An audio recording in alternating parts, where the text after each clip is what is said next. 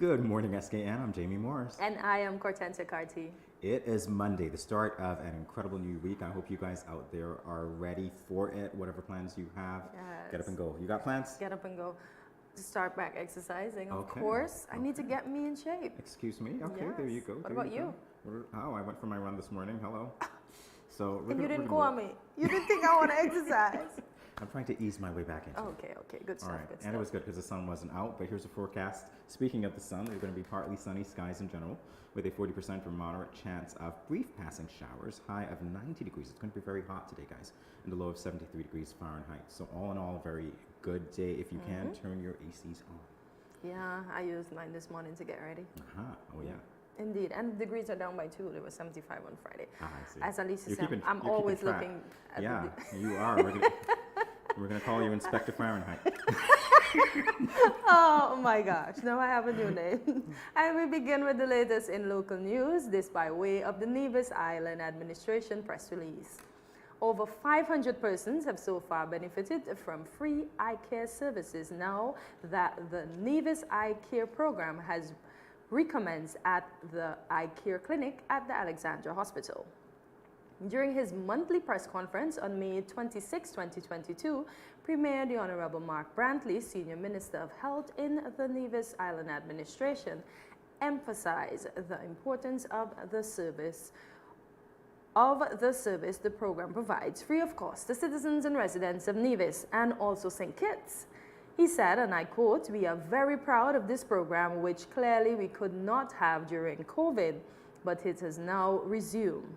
I want to thank Dr. Raymond Hubby and his team who have come year after year to provide this service not only to those here in Nevis, but to many who come from our sister island of St. Kitts to benefit from free eye care at the Alexandra Hospital as part and parcel of the Nevis Eye Care program." End quote. Yes, that's a great initiative. Very. It's a good one. And you know, in some countries, you cannot go to the doctor without insurance. So that's good that these persons can go without insurance and receive it absolutely free. Yes. As Naima would say, free 99. Free. Free 99. Yeah, Great so we are medical great. story. Yes. So thank you. And we're moving on right now to another medical story, this from SKNIS. Dr. Yannick Henry, pediatrician attached to the Joseph and France JNF General Hospital, encouraged recently graduated emergency medical technicians, or EMTs, and nursing attendants to embrace their roles as vital players in the healthcare sector in St. Kitts and Nevis. Approximately 40 health professionals in St. Kitts and Nevis successfully completed the 6-week training program geared towards further equipping them with the relevant knowledge and skills needed to execute their duties efficiently and effectively. Dr. Henry reminded EMTs and nursing attendants that their roles are indeed extremely valuable. So this is a great story. We've got the graduating class training. Yeah. Awesome. And you know, health is something that I think that we've been trying to attract a lot of people to because it's so important. Yes. So I know Yannick personally as well. Oh, okay. Back before he was a doctor, actually, before he went to train. So this is very good indeed to see him in that role, and he's encouraging people to do the same. Great. And we need, as you said, we need the healthcare professionals. So kudos to you guys. Thank you so much for taking care of us. We continue now with our third story. Participants hailed successful for their business of music workshop. This from SKNIS. The May 23rd to 26th Business of Music workshop was hailed as a resounding success by participants who expressed great appreciation for the wealth of knowledge and development techniques shared by international music experts. Topics covered included the Caribbean music industry, entertainment law, music publishing, touring, concerts and merchandising, digital distribution, artist management and development and brand marketing. Nicha Byron, who performed under the name Nicha B, has high praises for the facilitators who came to St. Kitts as part of a team assembled by Kittitian Canadian music icon Ivan Berry. Music icon Berry expressed pleasure with the workshop, noting that the time spent by the professionals and the content and materials shared in such a setting would normally carry a $500,000 price tag. Wow. Can you say the money? Can you say money? $500,000. So I really hope that they benefited Well, that's just the point. from it. Because Yeah. there's value to be had I from know. participating in something like this. So this For is incredible. free, You see that again. 99, free. Yeah. You're gonna make somebody call free 99 to see what they get when they call it. You know what I mean? They shouldn't call it. But that's a good thing that our local artists can get exposure so that they can push their craft forward and know what to expect if they end up going international, right? Exactly. So that's very good. Very, very good. All right, so, well, there you have it for the latest in local news. When we return, we will continue with regional and international news. Stay tuned.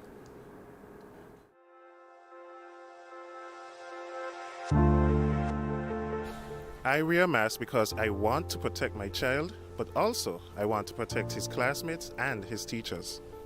I wear a mask because I care about the frontline workers who will have to work even harder if those around me get sick. I wear a mask to protect my family. I wear a mask to protect you. I wear a mask because it is the right thing to do. I wear a mask because I don't want to put any vulnerable individuals at risk, like my elderly loved ones. I wear a mask because we are all in this together.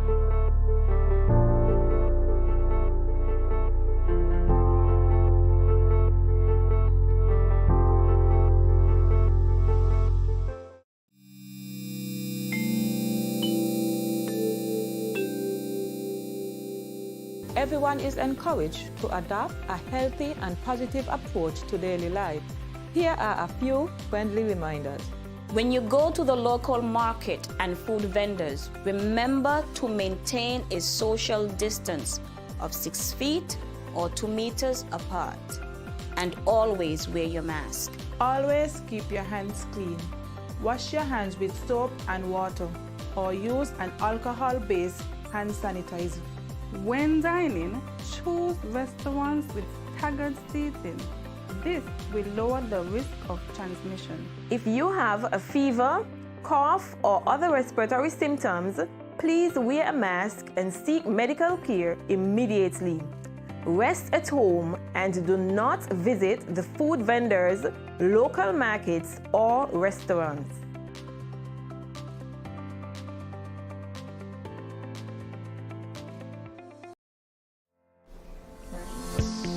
Consuming foods like bananas, potatoes, and dried peas and beans, such as lentils and kidney beans, contains potassium, which helps to reduce salt in the body.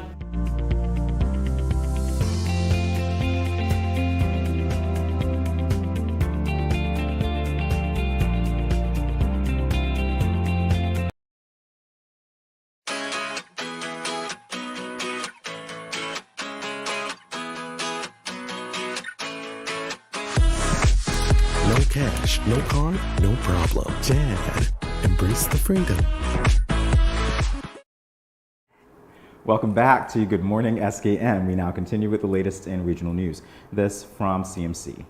The United Nations, the UN, has called on Caribbean governments to do more to help Haitians fleeing insecurity by sea, saying that the numbers of desperate people resorting to risky sea crossings has sharply increased. Speaking to journalists at the Palais des Nations in Haiti on Friday, Ep.110, a spokesperson for the UN Refugee Agency, the UNHCR, told journalists that many of the dangerous crossings in the Caribbean Sea take place in overloaded and unseaworthy boats. Mantou cited a recent example of a vessel carrying over 800 Haitians bound for the United States, which instead arrived in Cuba after being abandoned by its captain and set adrift at sea. She said, quote, many of those who resort to dangerous sea crossings are fleeing the political instability and socioeconomic insecurity of the region, which has put severe strains on communities throughout the Caribbean, end quote. Calling on us to do more. What more can we do? I wonder. And it's so sad that the captains are always jumping off and leaving these people. But these people are very brave. Look at that. That almost looked like a slave ship. But do you understand? It just speaks to the devastation that they're attempting to flee from. I wonder if, I don't know much about foreign affairs or anything like that, but I'm wondering if part of that assistance could potentially be opening our borders to the refugees, since we seemingly have better conditions than they do. Well, we had some that were here, but I think, didn't we send them back? They were found. Perhaps it's how they came. Yeah. And that's the thing, legal channels only. Yeah, but they don't, do you think they know that they can do it legal way, or they just want to leave Haiti? Hey, if things are bad, you're not going to be thinking about the legality of things. You're going to be thinking about getting out, and that's just the reality of it. And there are a lot of people who seemingly, take advantage of the dire situation that these people go through. So sad. Indeed. We continue now on the international scene with another sad story. This from BBC. Vice President Kamala Harris has made an impassionate plea for a ban on assault weapons in the wake of 2 deadly mass shootings in the U.S. Ms. Harris was attending the funeral of Ruth Whitfield, an 86-year-old killed in a supermarket in Buffalo on May 14th. That shooting came just 10 days before an attack on a Texas primary school that left 19 children and 2 teachers dead. Ms. Harris, listing these and other attacks, said it was time to say enough is enough to gun violence. The vice president told the congregants at the funeral, everybody's got to stand up and agree that this should not be happening in our country and that we should have the courage to do something about it. She added that the solution was clear and included things like background checks and assault weapons ban. Do you know what an assault weapon is? She asked. It is designed for a specific purpose to kill a lot of human beings quickly. An assault weapon is a weapon of war with no place in civil society. And she is absolutely correct. I don't understand. As I said, and I quote her, she says, a school gets shot up, there's a big media frenzy, there's big talks about gun ban, and then it goes right back to the city, and then nothing happens after that. And then the cycle just continues every time something like this happens. But I think that we've seen that because when something happens, then it speaks to us instantly. Yes. But then after a while, we become desensitized because this is not the first school shooting. This is not the first case of someone taking a gun, no matter how they got it, whether legally or not, and shooting innocent people who are soft targets. So after a while, it's like, there's a sense of indifference because some people think, okay, at least it's not me. I know, but and it's unfortunate. You never know when it's going to be you, so you have to stand up for this. And I said we, but we are the world, but they have to have tougher gun laws in the U.S. because people are just being killed, innocent. Look, it's down to the kids now. Those kids did absolutely nothing to deserve what they got, nor the teachers. I agree. To some degree, I'm going to say this and then I'm going to run away. I'm going to say this much about it, and it's not really no laughing matter here. I think that to some degree we have people who think that they can be glorified by the news because the news covers these things. So they will be, I don't want to say living legends because some of them actually died, but they will be remembered for 9 days? for doing the things that they've done that hurt other people when perhaps they were never noticed before. It might be a bit of attention, it might be mental health, we don't know what it is, but we're just going to have to pray that these things get rectified and hopefully the officials work things out so that everybody is safer. Yeah. Well, there you have it. That is the latest for today. Up next, we will be connecting with the St. Kitts and Nevis National in New York. Stay tuned.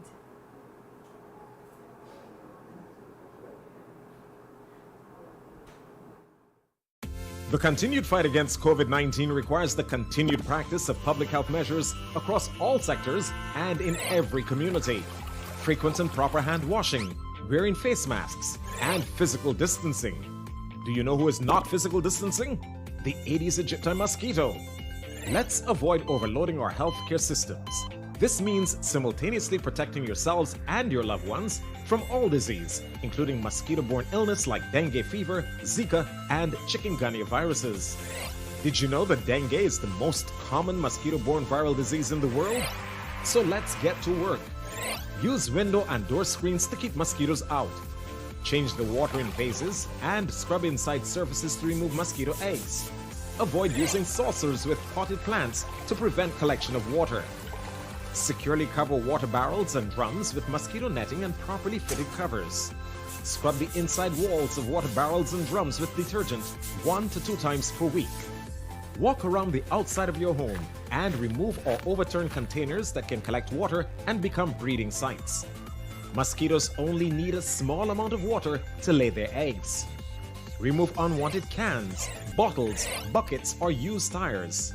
Other items still in use must be properly stored in covered areas to avoid water settling in them. Clean roof gutters and air conditioner trays. Debushing and removing tall grass from around your home or establishment is also key to reducing mosquito populations. To decrease your risk of being bitten by infected mosquitoes, use proven personal protective methods too. Apply an effective mosquito repellent to exposed areas of skin according to manufacturer's instructions. Wear light-colored long pants and shirts while outdoors in the early morning and late afternoons. Further, protect vulnerable family members like pregnant women, children, the elderly, and persons who are unwell by using mosquito nets to sleep or rest, even during the day. Fight the bite and protect yourself and your family too from mosquito-borne diseases. This message is brought to you by the Pan American Health Organization, Office for Barbados and the Eastern Caribbean countries.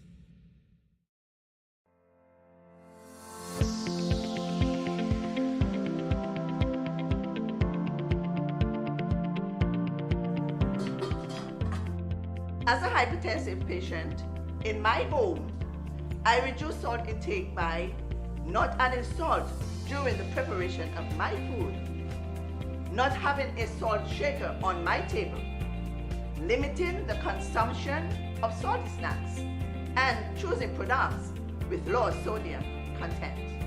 That's why I am salt smart.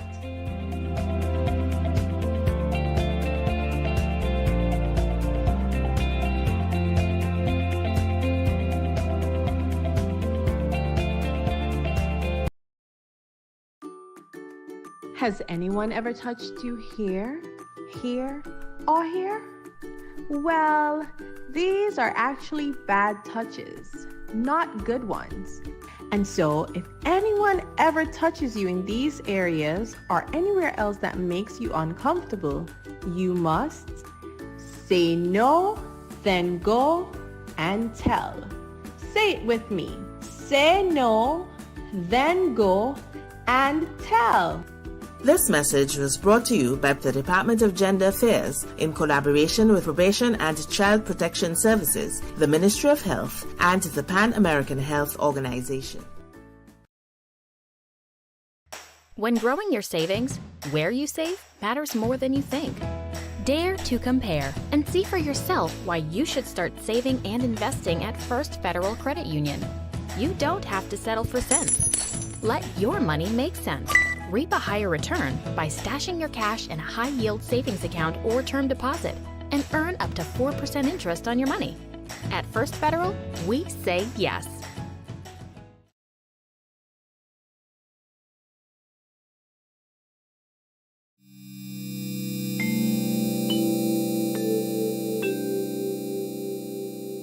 Self-health management refers to the measures people take to manage their own health.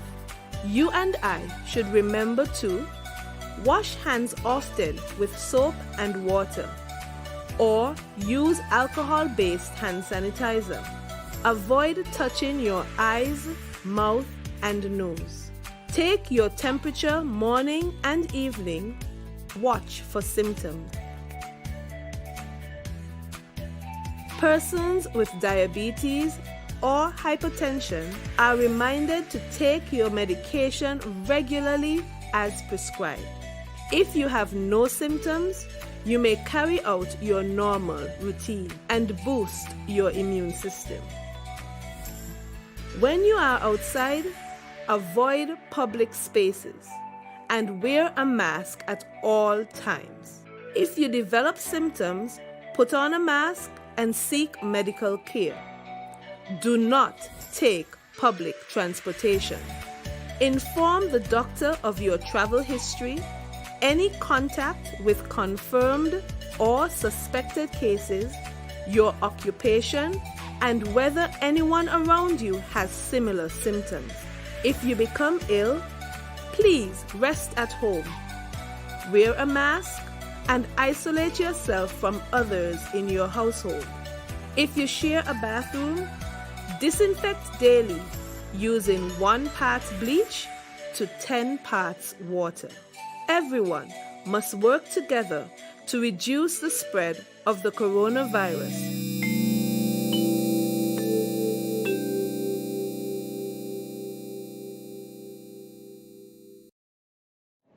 各位朋友，大家好.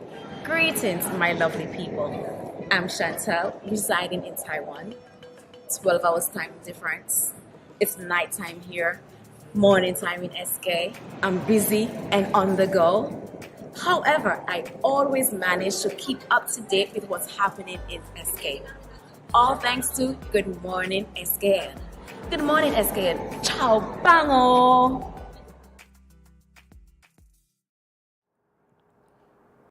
Welcome back to Good Morning SKN. We are connecting with our first guest of the day from New York.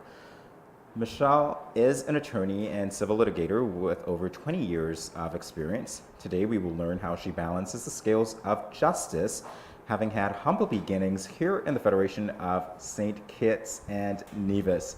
Good morning, Michelle. Thank you so much for agreeing to this interview.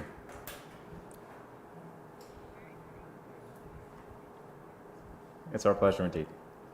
So we begin this way. In February, we know that you gave the keynote address at the 33rd CFBC commencement ceremony. How did that come about? And in terms of your preparation for the words of wisdom which you imparted to that group, what was that process like? And what were some of the treasures that you gave the audience to take away?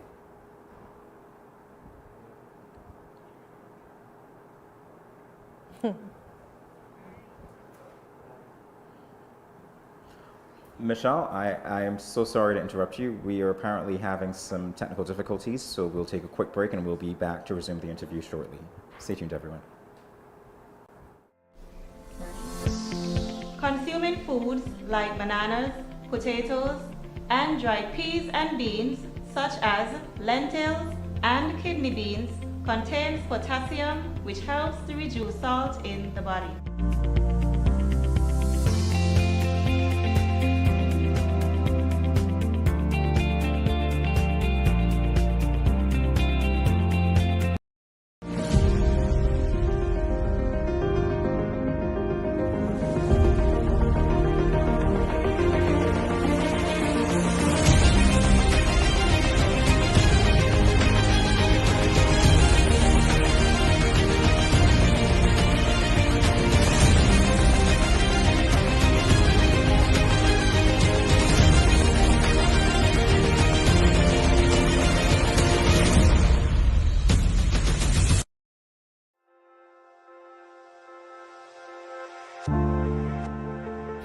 I wear a mask because I want to protect my child, but also I want to protect his classmates and his teachers. I wear a mask because I care about the frontline workers who will have to work even harder if those around me get sick. I wear a mask to protect my family. I wear a mask to protect you. I wear a mask because it is the right thing to do. I wear a mask because I don't want to put any vulnerable individuals at risk, like my elderly loved ones. I wear a mask because we are all in this together.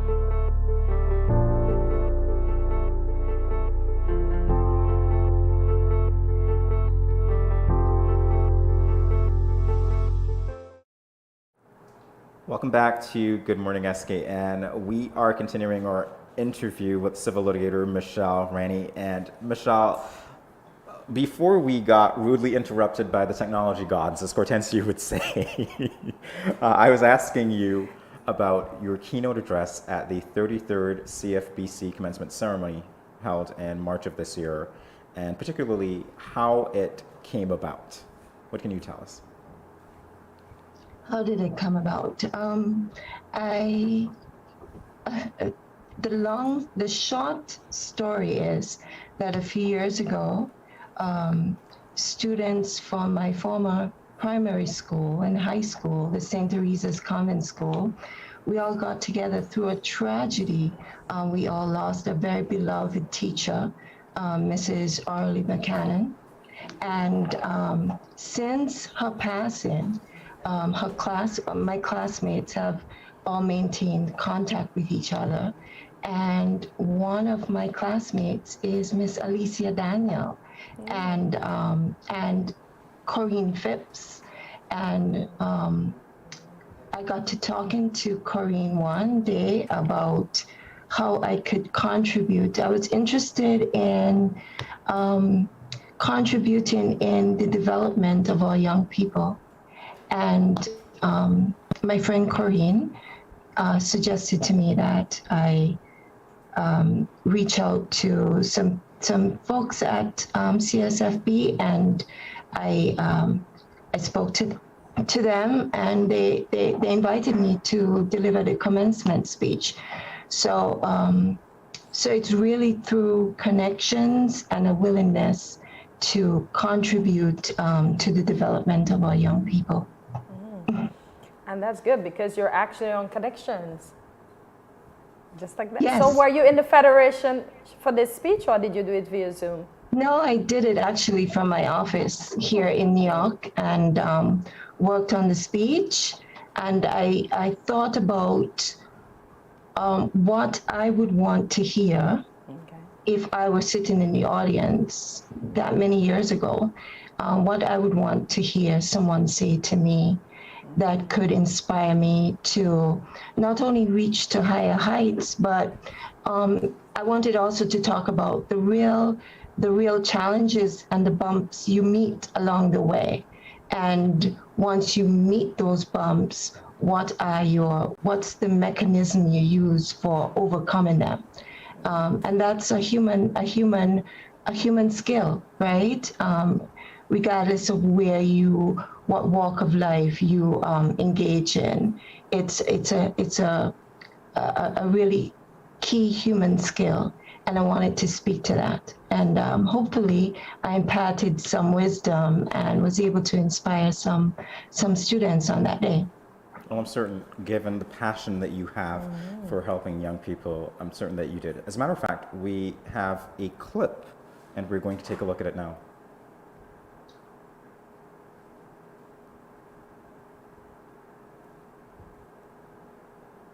In your esteem.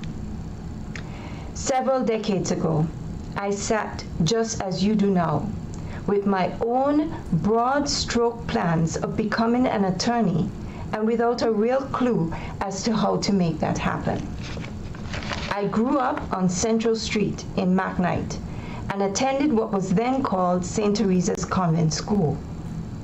Many years later, I would sit in a room as big as a football field in the heart of New York City and take the New York State Bar exam with thousands of other candidates in order to become an attorney in New York. An exam that lasts all day for 2 days. And it was those parts of me that were rooted in my treasured experience of growing up on these beautiful shores, watching my mother scrub clothes on a washboard and going with her to the market on Saturday mornings, pitching marble with my brothers and sisters in the backyard, listening to my beloved school principal teach Shakespeare under a tree at convent school. It was those experiences that gave me the confidence to know that I could do it. Embrace all of who you are. Take with you all of it. And whether you remain in the Federation and become a part of the fabric of the society or go off to some distant shore, let your Kittian and Nevisian pride shine strong in everything that you do. Embrace all of who you Michelle, are. we got a glimpse. We got to hear, as if we were in the audience back then when you gave that speech, those gems. And there were two, in fact, that I'd like you to elaborate on now. The first is, of course, to put God first. And the second is to let the richness of growing up in the Federation strengthen your esteem. All right, in terms of elaborating on those two gems for the audience, what can you tell us by way of summary that you included in your speech? Well, the first thing, and that's based on my own faith, that I embrace in every aspect of my life, including my professional life.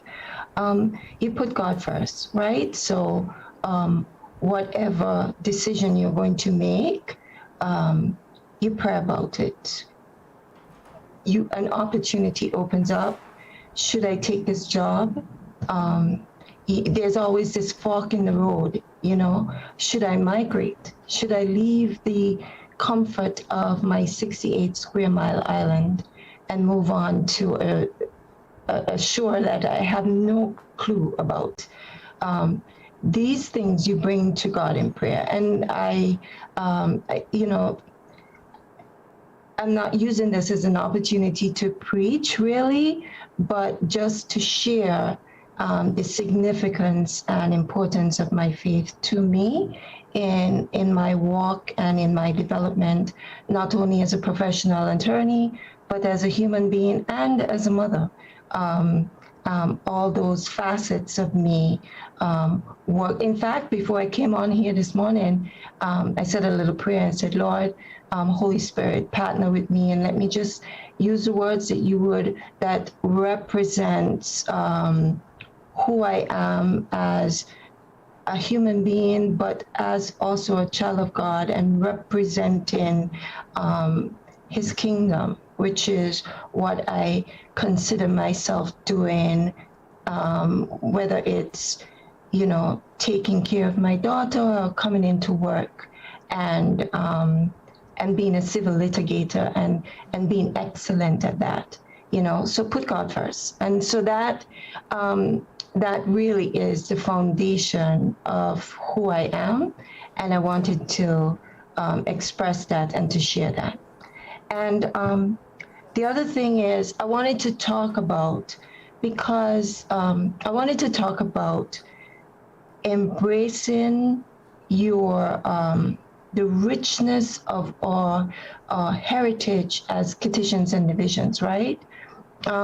So often, and I think I was guilty of that too, growing up in the Caribbean, growing up in St. Kitts. You are surrounded with this richness and this beauty, and you have this value system that's in place in your home, in your school environment, and you're so accustomed to it, you kind of take it for granted. And then when you travel and you see that those values, that beauty, that richness is not necessarily everywhere. And it may be that it's not that you're saying that someplace else is not rich, but that richness is different, right? And we tend to want to sort of maybe distance ourselves in a way that, because you're in this huge melting pot now. For me, it was New York. You're in an environment where there's so many different people, and you may be inclined to think that who I am is so small and so insignificant. But I'm saying actually the reverse is true. The reverse is true, and draw from that, you know, embrace all of it. I wanted to talk so much about my mother and what she meant to me as a young girl. And it's what's poignant about my story since February is that quite literally the day after that speech was aired, my mother passed away. And I was so happy that I had the opportunity to honor her in a very public way through that speech. Because my mother, she didn't have much, you know. She didn't have the most formidable of upbringing, but she had this strength of character, this commitment to integrity that she raised her children with, that I don't think is peculiar to my mother.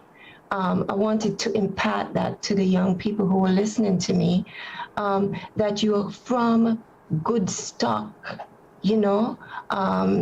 Just recently, I was thinking about, when I was practicing in St. Kitts, one of who I thought I had such respect for him, as one of the leading legal minds, Mr. Lee Elmore, who I know has passed away.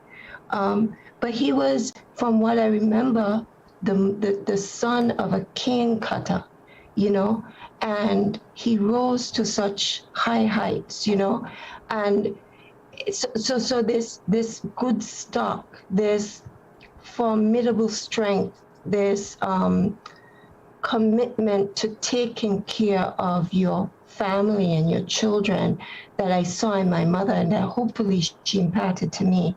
I wanted to express to the students who are listening to me, don't take that for granted.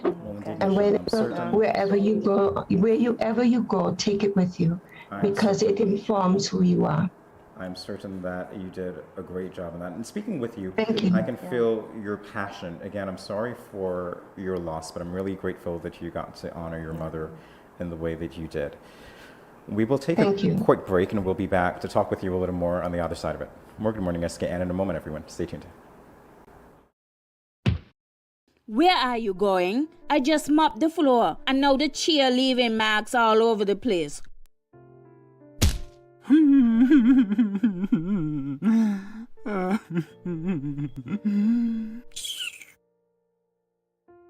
Come on, go in bed, see?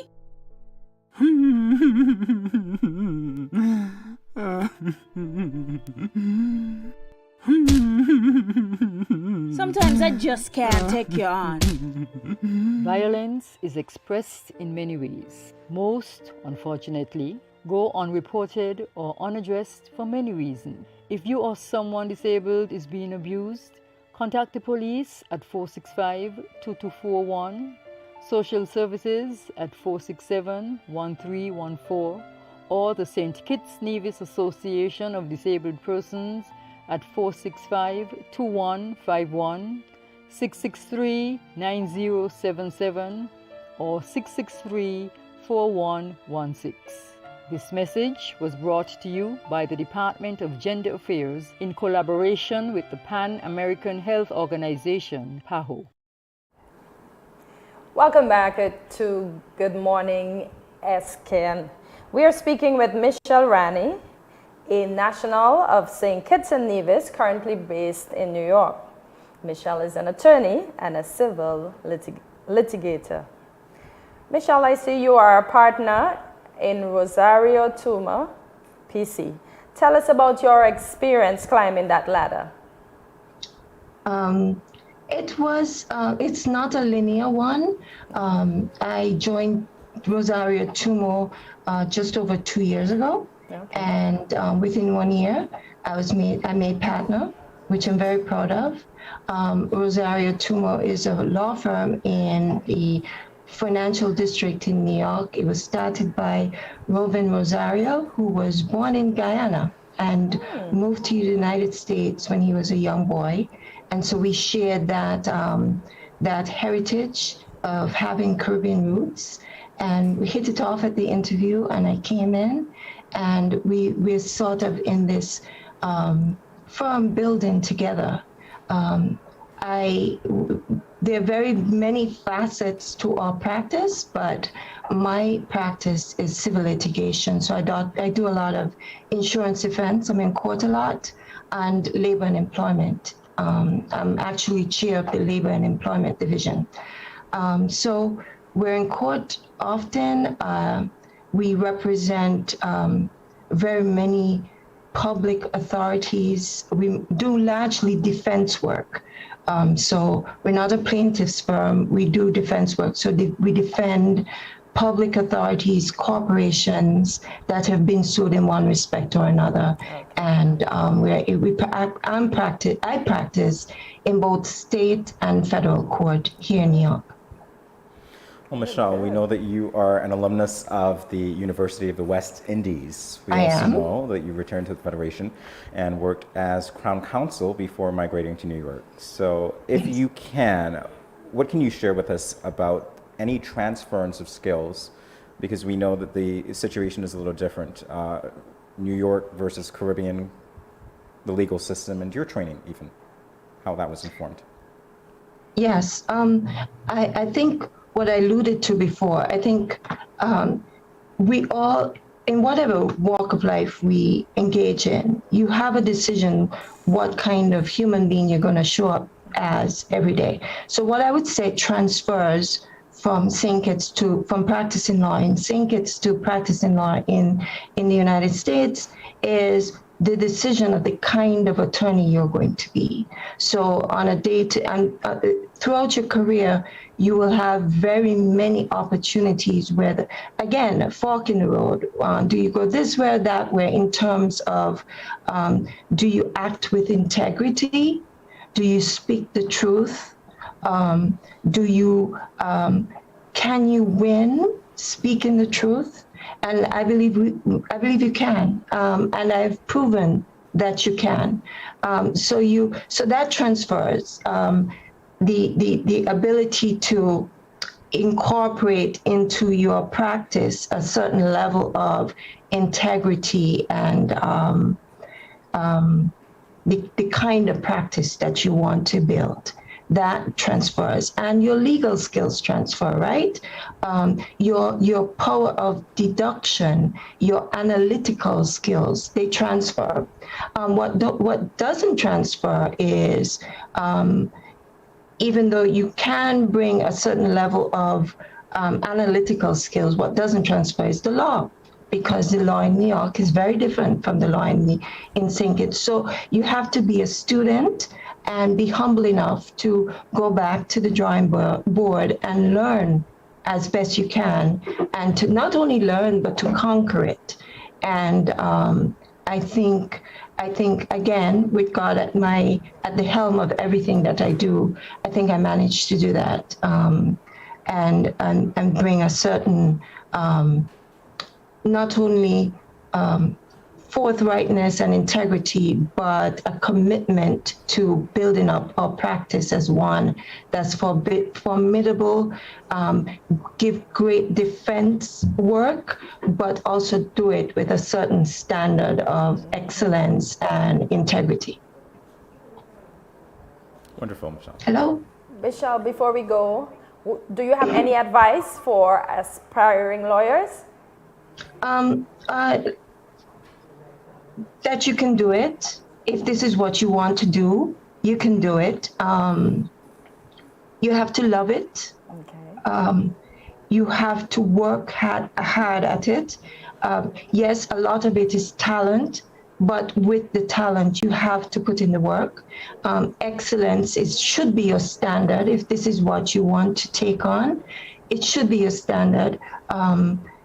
Dotting your I's and crossing your T's is very important. And your gift, it makes room for you. But once you're in the room, you want to bring with that a certain level of excellence and take that wherever you go. So that would be, and for the women attorneys, what I would say, embrace all of who you are. You don't have to become, you don't have to let go of your femininity to be good at this. You can embrace your being a woman, being a nurturer, as well as being, very, very good at what you do. So that would be my advice. Embrace all of who you are and just let God lead your hand. That would be my advice. Michelle, it was indeed a pleasure talking to you, speaking with you today. Thank you for coming on. Thank you so much, Michelle. Thank you so much for having me. It was my pleasure. You are certainly welcome. Bye-bye. Up next, Youth Power. We do advise that you stay tuned.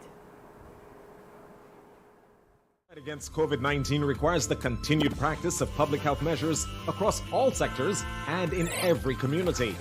Frequent and proper hand washing, wearing face masks, and physical distancing. Do you know who is not physical distancing?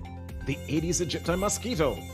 Let's avoid overloading our healthcare systems. This means simultaneously protecting yourselves and your loved ones from all disease, including mosquito-borne illness like dengue fever, Zika, and chikungunya viruses. Did you know that dengue is the most common mosquito-borne viral disease in the world? So let's get to work. Use window and door screens to keep mosquitoes out. Change the water in vases and scrub inside surfaces to remove mosquito eggs. Avoid using saucers with potted plants to prevent collection of water. Securely cover water barrels and drums with mosquito netting and properly fitted covers.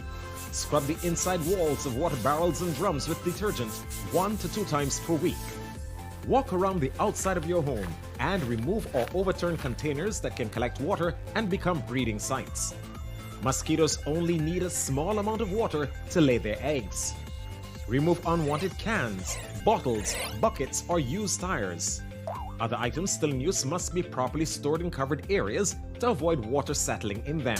Clean roof gutters and air conditioner trays. Debushing and removing tall grass from around your home or establishment is also key to reducing mosquito populations. To decrease your risk of being bitten by infected mosquitoes, use proven personal protective methods too. Apply an effective mosquito repellent to exposed areas of skin according to manufacturer's instructions. Wear light-colored long pants and shirts while outdoors in the early morning and late afternoons. Further, protect vulnerable family members like pregnant women, children, the elderly, and persons who are unwell by using mosquito nets to sleep or rest, even during the day. Fight the bite and protect yourself and your family too from mosquito-borne diseases. This message is brought to you by the Pan American Health Organization, Office for Barbados and the Eastern Caribbean countries. Has anyone ever touched you here, here, or here? Well, these are actually bad touches, not good ones.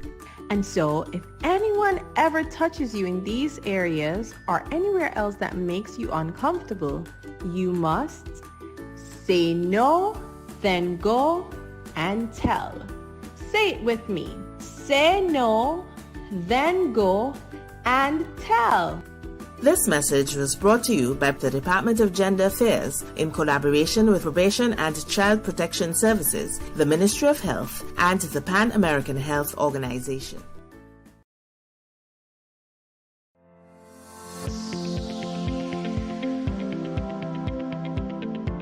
Do you know that common baked goods such as bread and crackers are high in salt?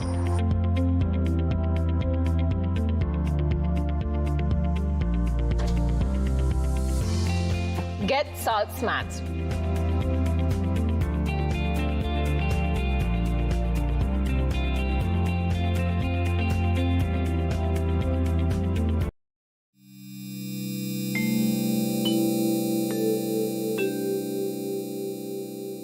Self-health management refers to the measures people take to manage their own health. You and I should remember to wash hands often with soap and water, or use alcohol-based hand sanitizer. Avoid touching your eyes, mouth, and nose. Take your temperature morning and evening. Watch for symptoms. Persons with diabetes or hypertension are reminded to take your medication regularly as prescribed. If you have no symptoms, you may carry out your normal routine and boost your immune system. When you are outside, avoid public spaces and wear a mask at all times. If you develop symptoms, put on a mask and seek medical care. Do not take public transportation. Inform the doctor of your travel history, any contact with confirmed or suspected cases, your occupation, and whether anyone around you has similar symptoms. If you become ill, please rest at home. Wear a mask and isolate yourself from others in your household. If you share a bathroom, disinfect daily using 1 part bleach to 10 parts water. Everyone must work together to reduce the spread of the coronavirus.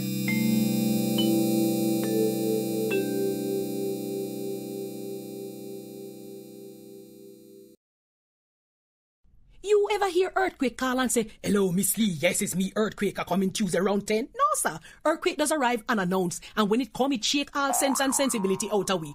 Remain calm, stay inside, and do the DCH. Drop, cover, hold on. Once the shaking starts, you know it's earthquake.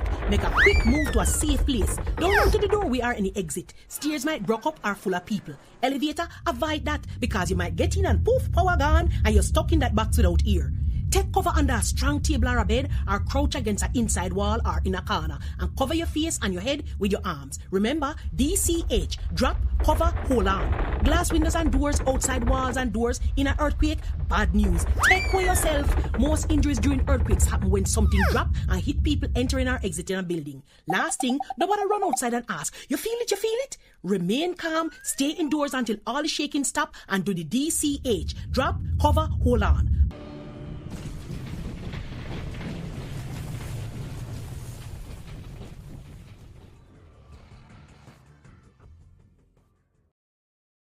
When growing your savings, where you save matters more than you think.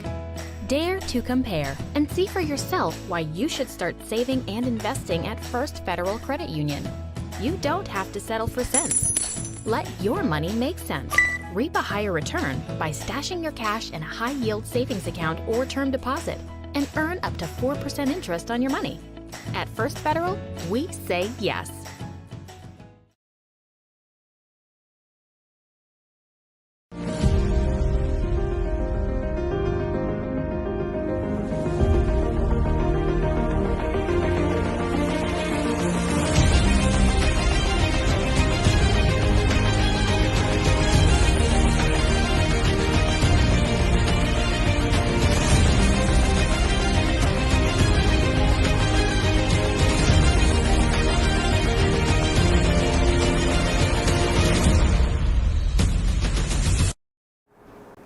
Welcome back to Good Morning SKN. Thank you for joining us this morning. The Technical and Vocational Education Management System at the Clarence Fitzroy Bryan College will be hosting its competency-based capstone project tomorrow, Tuesday, 31st May from 9 a.m. to 12 a.m. This event gives graduating students a platform to demonstrate the skills and knowledge they have acquired over their tenure in the program. Today, we have the pleasure of speaking with the leaders of 4 out of 6 capstone research areas for Good Morning SKN's Youth Power. We have DeAndre Emmanuel of the Robotics Research and Development, Zara James of the Innovation Research and Development Group. We have Michelle Hutchinson of the Humanoid Research and Development Project, and Jaya Clark of the Website Research and Development Group. Good morning, ladies and gentlemen. Welcome to Good Morning SKN. Morning.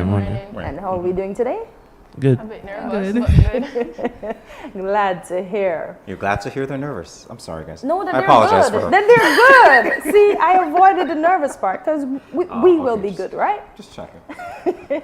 So each project must address a problem you identified in our society. So what are your projects and what are they aimed at solving? I will start with the ladies at the back. Okay, so my group is web and app development. Okay. The problem we found was that some people may find it hard to get transportation off the regular bus route, and they also find it slightly challenging to get into contact with taxi or Uber drivers. So, and also, we have a section for visitors on the site as well. Some people came and they don't know how to navigate through St. Kitts or about certain activities that we have here. So we also put a section in the site for that as well. And some taxis as well said that they find it slightly challenging to gain passengers at this time. So our website would also promote their services. Good stuff. Okay. Hi, I'm Tahara of the Innovations Research and Development Group. Okay. The problem in which we are addressing for our project is food insecurity in St. Kitts and Nevis. With the recent events of the global pandemic and also the Ukrainian war, it's been observed that there's the limited food quantities for a majority of the citizens of St. Kitts and Nevis. So basically my project is to find a way to curb that and resolve it. So we decided to build a greenhouse, which will be big enough to feed the entire island. Basically, based Okay. Impressive. Right.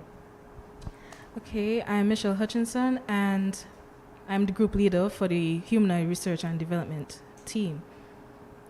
Right now, we have a lot of diabetic patients who has lost the quality, whose quality of life has degraded because of amputations.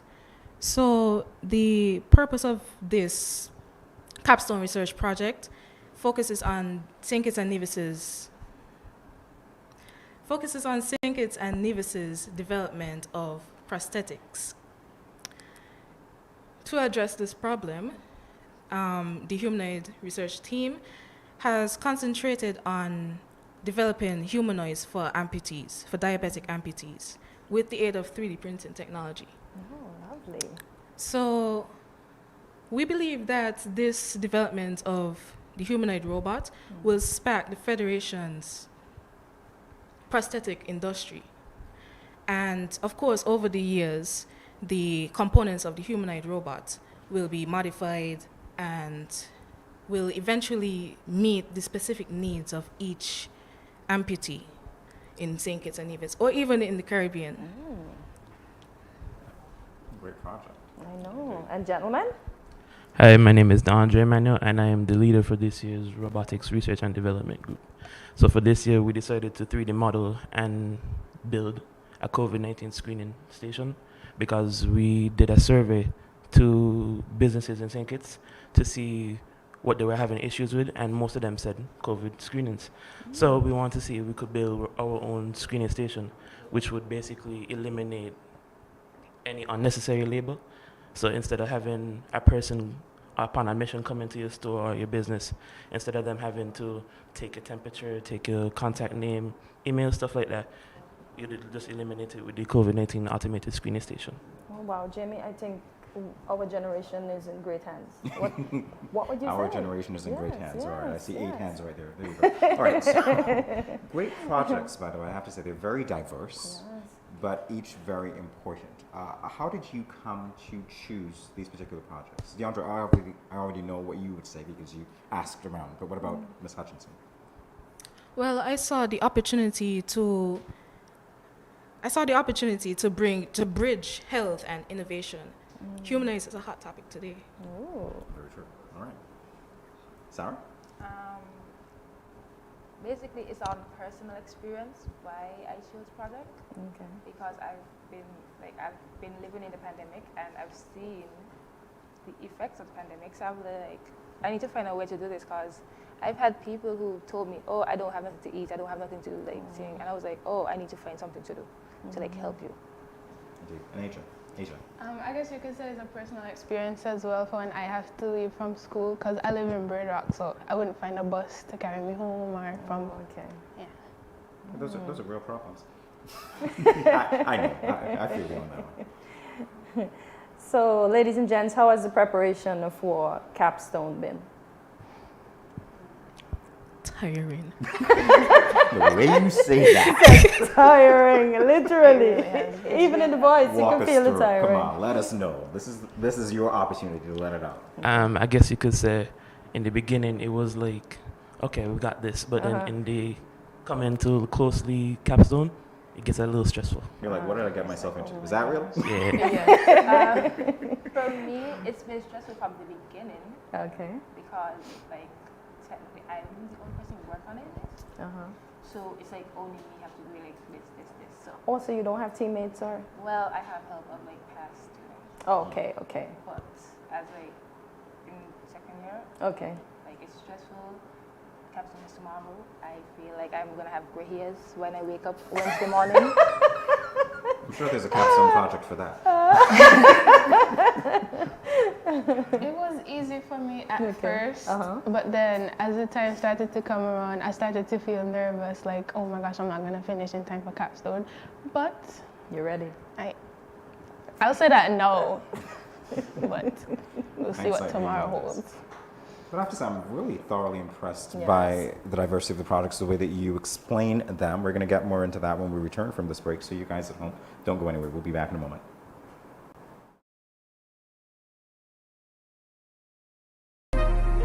Yo, me pray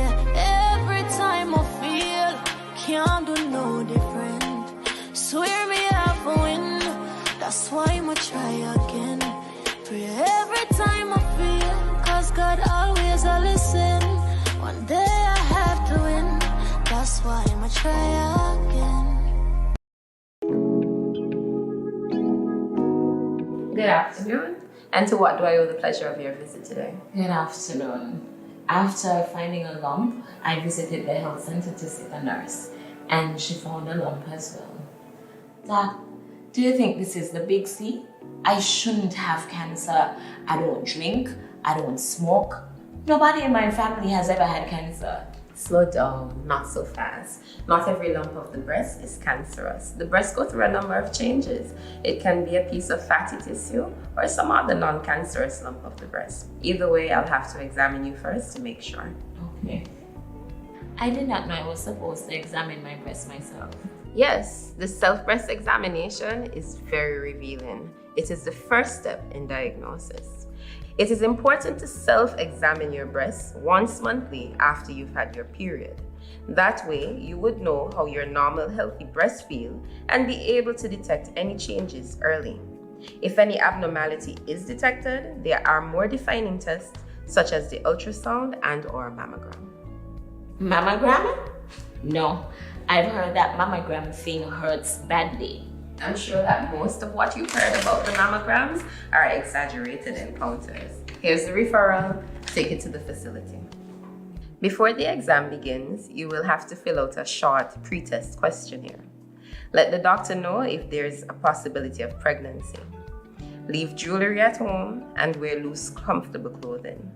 Don't wear deodorant, talcum powder, or lotion under your arms or on your breasts, as these may appear on the mammogram and interfere with correct diagnosis. During the exam, each breast is compressed horizontally between two plates for imaging, and then diagonally for further imaging as needed. So how was the experience? It's not what I expected. My teenage sister found a lump in her breast. Should she get a mammogram too? All lumps of the breast and changes should be investigated. A mammogram is recommended once a year for every woman aged 40 and over, even younger if there's a family history. Oh, gee. Women have to endure a lot. Men have to check their breasts too. Yeah. Yes, some men do get breast cancer too. So remember, get checked today. Early detection saves lives.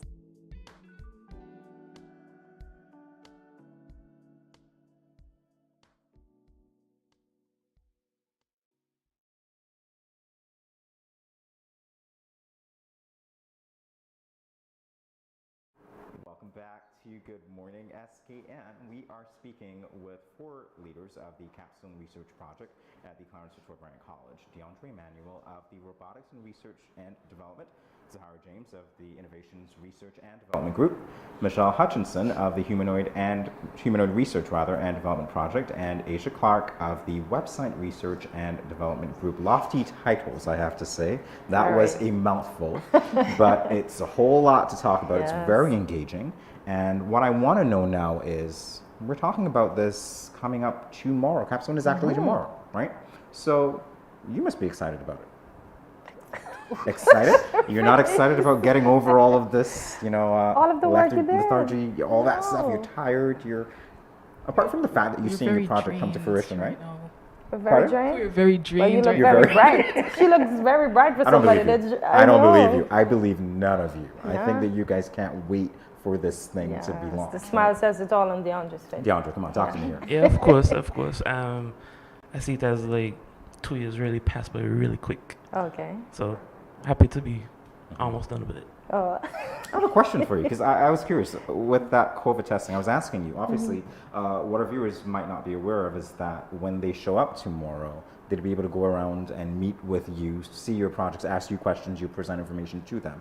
So if I were to come to your booth, for instance, would I be able to step right in, get my test, and get feedback, or is that the long-term goal? Or what is it? The long-term goal, yes, is to do that. But for right now, it's in the prototyping stage, so the most that we have right now for it is basically the hand sanitizer dispenser and thermal. Okay. So you can take a temperature. Still very good. Yeah. Still very good. Yes. What about the rest of you? Ms. Hutchinson, you're quiet all of a sudden. What do I expect tomorrow? when it comes to Well, you will see the prototype of the humanoid arm functioning with different hand movements, and yeah. Awesome stuff. So can I assume that these prostheses will be available in St. Kitts soon? Well, that can only happen if there is a collaboration between the ministries, like the ministries of health, Department of Statistics. Okay. So when they work together, then we can say that we're starting. We're So- bringing it to the Caribbean. So ministries, you heard it here first. Let's work together. Oh, you want to jump in? Come on, jump. I sense it. I sense it. So tomorrow, it's not just like a greenhouse. It's not like a basic greenhouse. Like a house. It's gonna be a geodesic, sorry, dome. Fancy. Yeah, it's gonna be a smart greenhouse. Cause I really don't think the Caribbean has it. Maybe they do, and I don't know.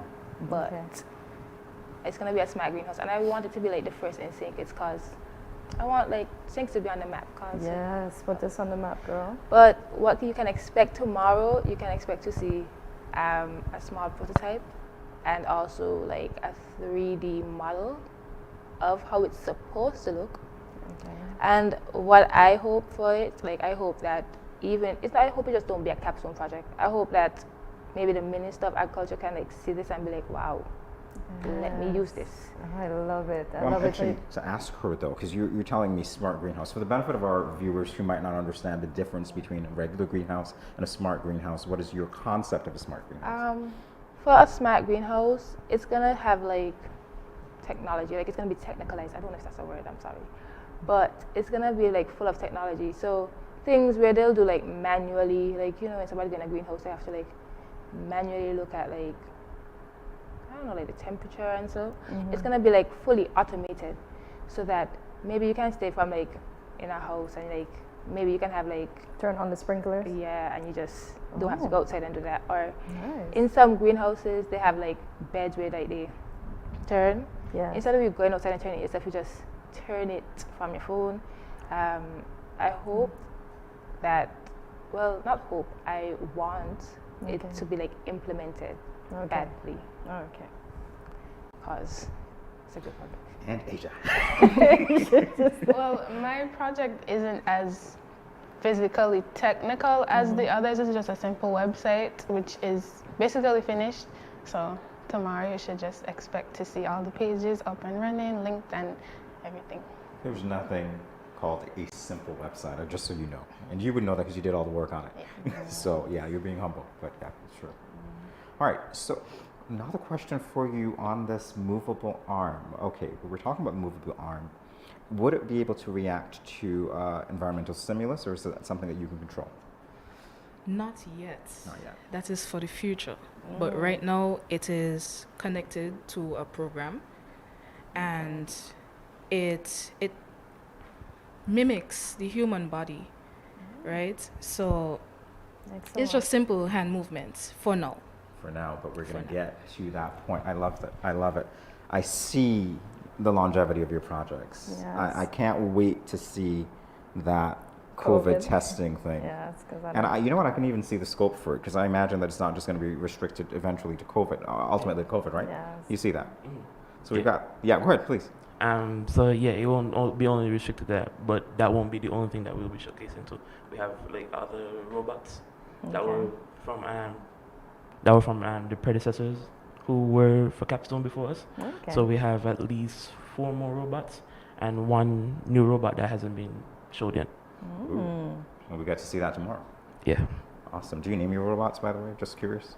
Say again? Do you name your robots? Yes. What's the new one called? No one's called Mariah. Called? Mariah. Mariah? And the COVID-19 would be called Legacy. Legacy. Man, you tell me Mariah, I'm expecting to hear it sing. Okay, so we must. I know it's not going to be that, but yeah, guys, great talking to you. I think our future is very bright, as Cortensia said. We're in good hands. Great with you hands. guys. Great Awesome. hands. Is there, before we go, is there anybody that you want to thank for working with you on this project? For the robotics research and development, I would like to thank our predecessor leader, who was named Raheem Phipps. Thank you. All right. What about you? I would like to thank my team members, Kenwood Roberts for assisting and making sure that this prosthesis or this prototype will be functioning. For me, I like to thank first and first all my sponsors who helped me sponsor the project. Okay. So We Care Group. I would like to also thank Outsource KN and my third sponsor, Unlimited Supplies. And then I like to thank my classmates for being in this journey with me.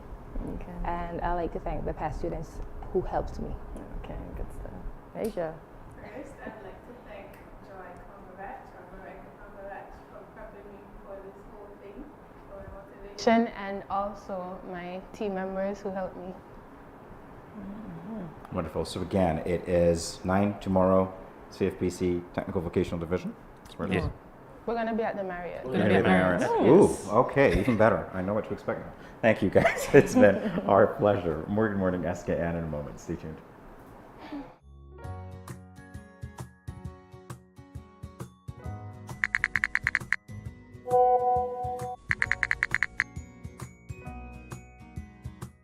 Hey, my friend, what going on? Not a thing. I just here cooling under this tree. About to eat a mango or two. Where you get mango from all now? Boy, Auntie Rose bring me some mango this morning. Oh, gosh. What you hit me for? You give me something to put on? Girl, you can't just come tempting me with these juicy round pally mangoes and expect me not to want some. Just because something looks appealing and you want it doesn't mean you are entitled to it and that you should touch or take it. Your mother ain't teach you manners. Ask for consent first before you touch up the mango them. But why ask? And if it's dear, it's dear. Just take it. Why ask? Simple. If it is mine and you ain't asked for it, it is called, wait for it, stealing. That's true. My bad. Okay. May I please have some mangoes? I don't know. After that spectacle, I ain't sure I want to give you any. You see that? But I ask. Just because you ask doesn't mean I have to give. It is still my mangoes. So what you tell me ask for then? Because consent is everything. Had you asked first, I would have been more inclined to give you one. And just because you ask doesn't mean I have to give you. You got it? Okay, I got it. Now, may I please have some mangoes? Only because you're my friend and I like you. But that still don't mean you're entitled to it. Okay, I get it. I get it. Good. Don't leave your mango skin on the ground, eh? If you understand the importance of asking for someone's consent for a mango, then it shouldn't be too hard to understand consent when it comes to sex. The power of consent is everything. Ask first. If you or a friend has been sexually assaulted, please call 465-5000 for the Counseling Center. This message was brought to you by No Judgment SKN and sponsored by the Basic Needs Trust Fund, the Department of Gender Affairs, and the Caribbean Development Bank.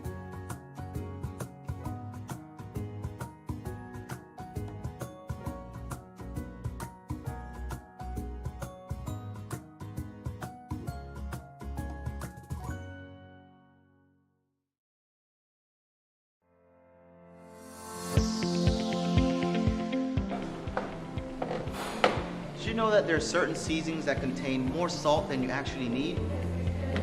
There are more natural, healthier ways to reduce the salt intake in your dishes by using natural things like onions, garlic, seasoned peppers, and even thyme and merengue powder.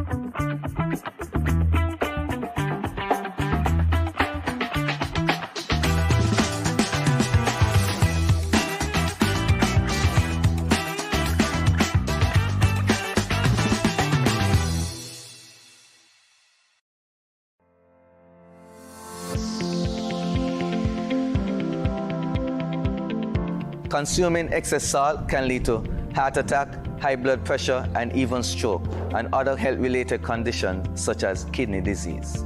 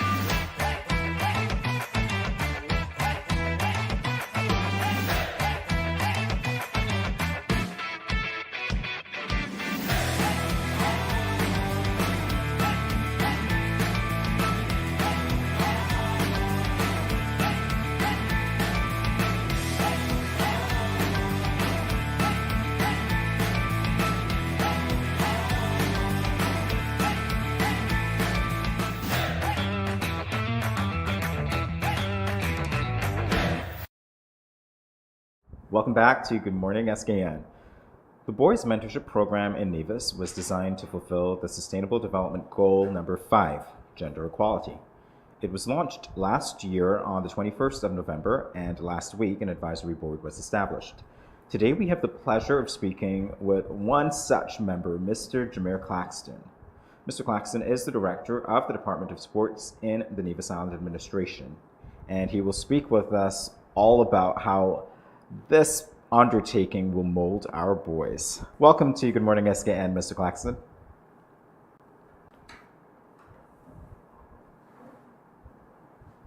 This morning, I want to take this opportunity to also commend you guys on this wonderful platform and show that you have. I mean, it gives St. Kitts and Nevis an opportunity to not only share information but have pertinent discussions on a number of topics. So kudos to you guys. Thank you, Mr. Claxton. We're indeed humbled by that. All right, getting on to the questions that we have for you about this very exciting initiative. In the first instance, we want to know how you became part of the advisory board. Okay, so well, I was selected by the Honorable Hazel Brandy William. For me, it's a privilege, an honor to be afforded the opportunity to sit on this board.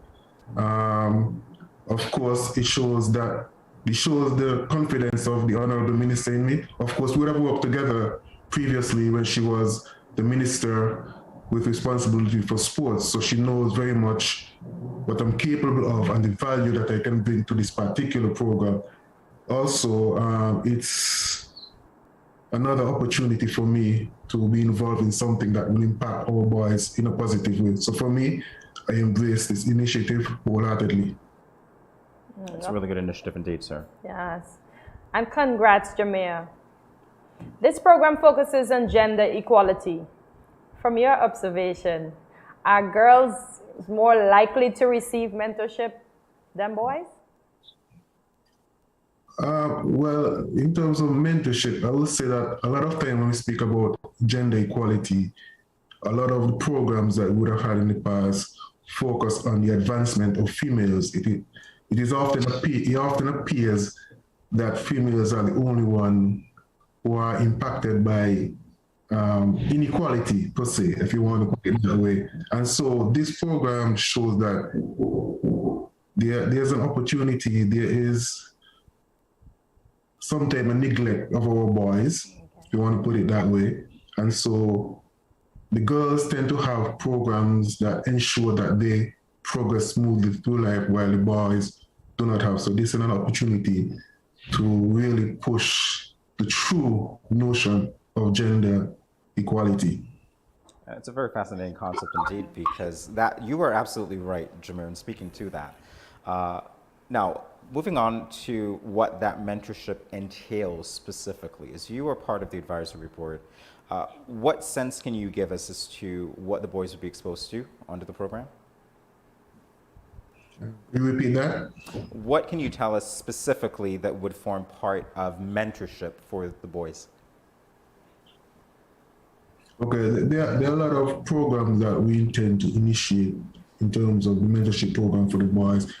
But one of the earlier discussions would have had, a lot of time here in St. Kitts and Nevis, we identify problems and then we try to fix them without having a true understanding of what the problem is. In terms of my role on the board, specifically as it relates to sports, one of the concerns has been that there has been a drop in the level of participation of young boys when they transition from primary school to high school. The dominant narrative is that it is because of lack of structures within the high school or within the community. But when you examine it closely, there are a number of other factors that the drop in level could be attributed to. And so initially, our role will be to do thorough research to identify all these problems. Our hope is to encapsulate or capture all the factors and variables that cause these problems for these boys. From there now, we can have solution-based discussions. And based on these solutions, then is where we can focus on developing the necessary programs to impact our boys in a positive way. Good information indeed. Great initiative again, Jameer. Okay. So you serve as the sports and youth representative on the board. How will you use your expertise to mold our boys? Well, the good thing about it, I myself would have been the beneficiary of having a mentor when I was growing up, in Malcolm Ramsey. He would have worked, he was a mentor in an unofficial capacity, if you want to put it that way. He was just someone in our village who identified young men who he saw potential with, and he used what little knowledge he had to guide us in the right direction. And so I would have learned from that. And so I would have first-hand experience being a mentee. And in turn, I would have also mentored a number of boys in my community. And I've seen them progress and being very successful in various fields. So I have first-hand experience in terms of what is necessary. Where my expertise comes in is that we need a coordinated approach, and thus we need to get other stakeholders involved. And so I can share that particular information, share my experience with them, share my knowledge of being involved with working with young boys so that the approach is coordinated. One of our problems is that everything is ad hoc. And so the Boys Mentorship Program, through its advisory board, will be able to coordinate efforts so we impact more individuals rather than just a few here and a few there. Well, Jameer, we have to take a very short break, but we'll be back to talk with you in a moment. More Good Morning SKN in a flash. Stay tuned.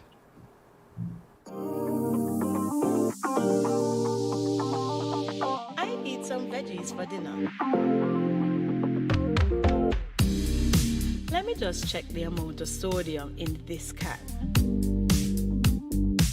Oh no, this is too much. Let me try our next option. They did say it's healthy to consume less salt. This is much better. I am salt smart.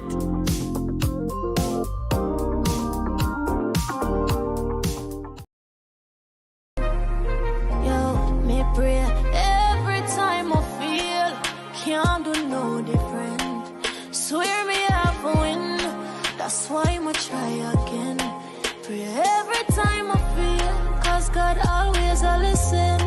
One day I have to win. That's why I'ma try again. Welcome back to Good Morning SKN. If you're just joining us, we're happy that you're here. We are continuing our engaging discussion about Boys Mentorship Program with Mr. Jameer Claxton, the Director of the Department of Sports in the Nevis Island Administration. So during the break, Mr. Claxton, I was asking you about the areas that the young gentleman would have gone on to pursue. Could you elaborate on that a bit for us? Yeah, so as I mentioned, I would have mentored a number of young boys from my village, and I use sport as a vehicle for them to get to their desired destination all of them didn't remain in sports. We've seen some of the individuals going on to be teachers, coaches, working in construction, working in banks, etc. But what would have happened is that what they would have gained from being involved in sports, they would have been able to transfer that to the everyday life. And I'm talking about like the discipline, time management, a need for being committed to achieving a goal, stuff like, say, just being a team player. Sports allow you to develop certain personality and character traits that you can transfer to your everyday life. All right, so Jameer, my question to you is this. Obviously, we're speaking to gender equality as a goal that we need to fulfill through this initiative. How can we measure that success? As you're part of the advisory committee, what metrics are we looking at, if any, to say that we have successfully met this objective? Well, of course, with any initiative, you have to outline your objectives and goals, and also your performance indicators. In this case, it will come down to speaking in terms of just stats, the number of boys who were passed through the program, how they would have basically coped, and how they would have basically gotten positive results, and what we see of them after they would have passed through the program in terms of stats. So if we had, just to simplify it, if we had 100 boys passing through the program, if 90% of them were successful or would have gone on to do great things, then statistically we'd have achieved a 90% rate. But long term and overall is that the impact they will have on society, the impact they will have on their communities in future. I think that is the greatest performance indicator, the impact they will have on society and their communities and their peers in the long term. I think that is the greatest performance indicator. Indeed, I tend to agree. Yeah. Did that answer your question? Oh, definitely does. Both short and long term, yes, it does. It does. So, Mr. Claxton, have you played any sports? And are you still involved in any? Yeah, so I played football is my primary sport, my preferred sport. I played football since I knew myself. I'm from Bath Village in Nevis, which is not a football village. So basically, the majority of our young men come up, and even females, we play football. So I played football for my primary school, high school, for my community club. I played in the SKNFA First Division for Bath.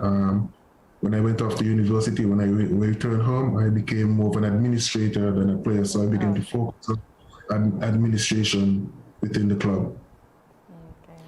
So the question now that I have for you is, given the fact that Bath is like the sports hub or the football hub, and given the fact that there is this marriage between sports and mentorship, is that a strategic alignment in your book? Is that one of the ways that you sought to ensure that you could mentor boys where they are based on their interests?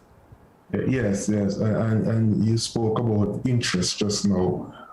One of the ways of impacting youth, and in this particular instance, boys, is to garner what their interest is and utilize that interest for their benefit. So in my case, in Bath Village, most of the boys that I spoke about earlier who've gone on to be teachers, coaches, etc. I got them through football, basically, in my area. Got them through football. They were very interested in football. So football was the vehicle that I used to guide them towards the destination of being successful young men. And so there is indeed a marriage between sports and mentorship. So other than the sports, do you teach them how to present themselves, how to dress, anything else? Yes. And that's one of the things about when you speak about the Bath United Football Club. And focusing on the Bath United Football Club because that's where I made my impact in terms of mentorship. It's not just about playing the sport.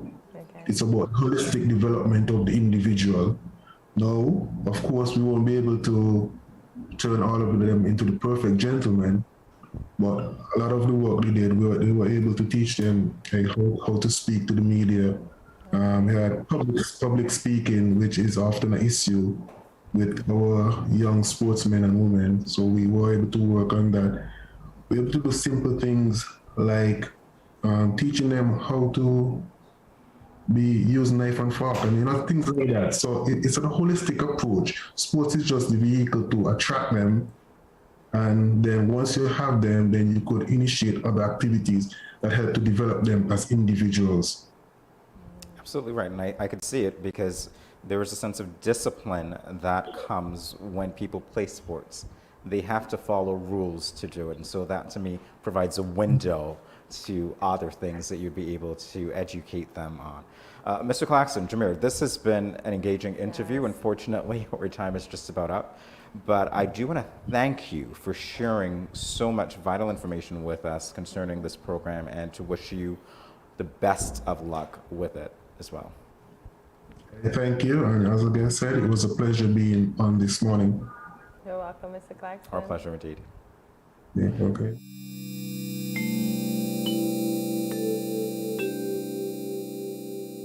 Everyone is encouraged to adopt a healthy and positive approach to daily life.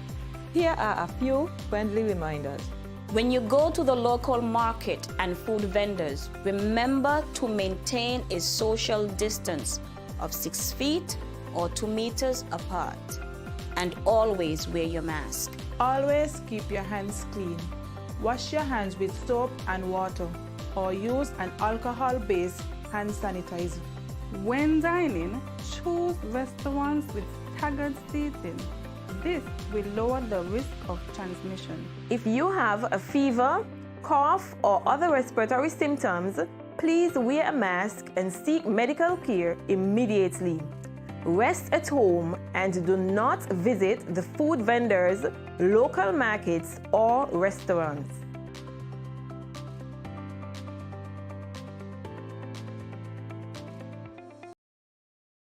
Let's face it, most parents or guardians don't want to think about their teens having sex, let alone contemplate the possibility that they might get pregnant or get someone pregnant. Teenage pregnancy is a situation that involves female adolescents. A teenage female can be pregnant as early as age 12 or 13, although it is usually 14 and older. The fact that teenagers become pregnant is related to many factors.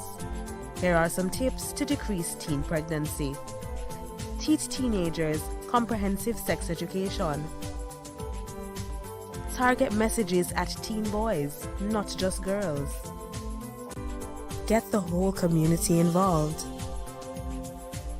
Encourage mentoring, parental involvement, and support. This message was brought to you by Project Viola through the Department of Gender Affairs with support from the Basic Needs Trust Fund and the Caribbean Development Bank.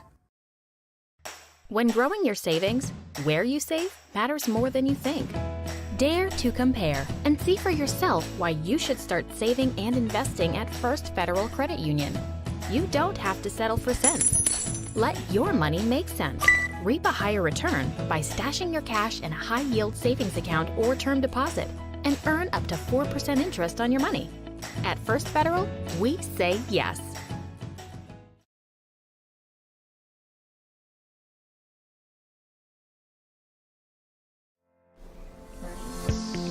Consuming foods like bananas, potatoes, and dried peas and beans, such as lentils and kidney beans, contains potassium, which helps to reduce salt in the body.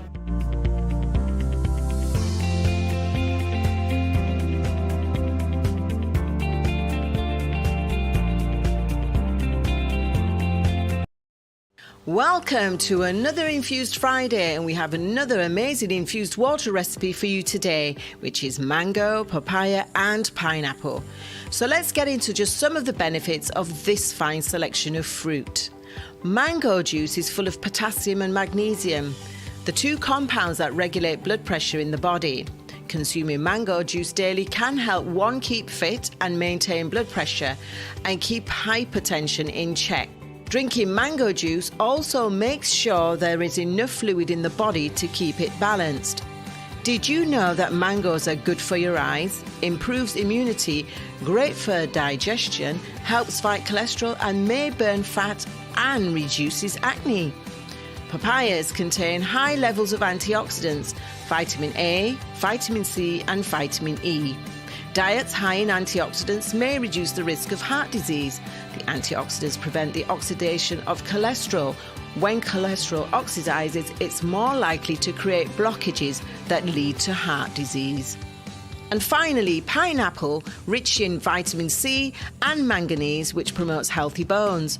Pineapple is packed with disease-fighting antioxidants. Thanks to the antioxidants, pineapple has cancer-fighting properties. In addition, pineapples can aid digestion and assist in weight loss.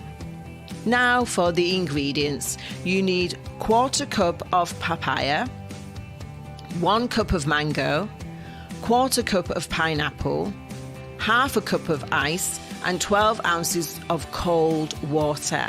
Directions: wash fruits well, chop and slice ingredients and add to a large jar or jug of iced water. Stir and serve in tall glasses. Refreshing. Add more to your H2O. Check out the Facebook page every Friday for refreshing infused water recipes. Welcome back. We're happy that you would have joined us today. Guess what? It is time to loosen up.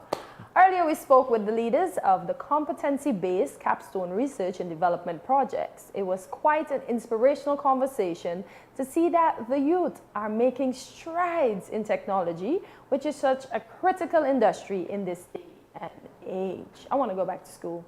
Yeah. So I keep hearing. I want to go back. I want to go back. So There's a little birdie on my left that keeps saying that. Yeah, you know? I want to go back. Because look at that. My takeaway from this conversation was that our generation and the next generation is in great hands. They're an innovative group because they're thinking forward. They are paying it forward too because, especially with that greenhouse. That's a really good my project. gosh. All of them are, to be honest And the with you. robotic arms, because as I was telling her before, we had to do research overseas to look for prosthesis for my dad.